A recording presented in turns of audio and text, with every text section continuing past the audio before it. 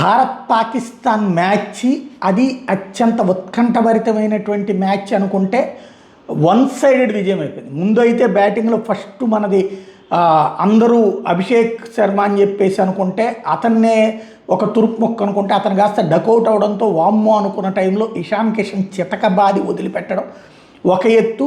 ఆ తర్వాత వరుసగా వికెట్లు డౌన్ అవుతూ ఉండేటప్పటికి జాగ్రత్తగా ఆడుతూ 175 దగ్గర ఆగిపోయింది భారత్ జట్టు. పాకిస్తాన్ లాంటి జట్టుతో 175 అంటే తక్కువే, కానీ పిచ్ పరిస్థితి చూస్తే గెలిచేయగలం అనే నమ్మకంతో బౌలింగ్ పర్ఫెక్ట్గా చేసి దందన్మని వికెట్లు తీయడం ద్వారా వాళ్ళకి ఏకంగా 60 పరుగులకు పైగా తేడాతో విజయం సాధించడంతో ఓ పక్కన బెలూచిస్తాన్లో సంబరాలు జరిగినాయి. భారత్ గెలవడం, పాకిస్తాన్లోని బెలూచిస్తాన్ ప్రాంతంలో భారత్కి అనుకూలంగా సంబరాలు జరిగాయి, మనకంటే కూడా ఎక్కువ సంబరాలు.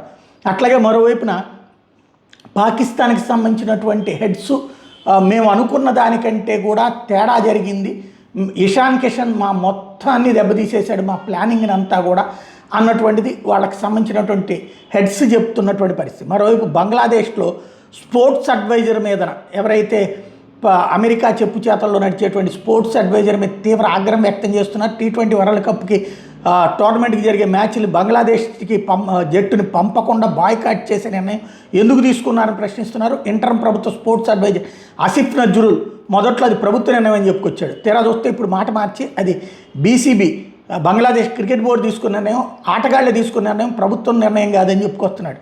ఇప్పుడు కొత్త ప్రభుత్వం వచ్చేటికి ఈ మాటల మీద బంగ్లాదేశ్ క్రికెట్ ఆటగాళ్ళు, బోర్డు అధికారులు, అభిమానులు ఆగ్రహం వ్యక్తం చేస్తున్నారు.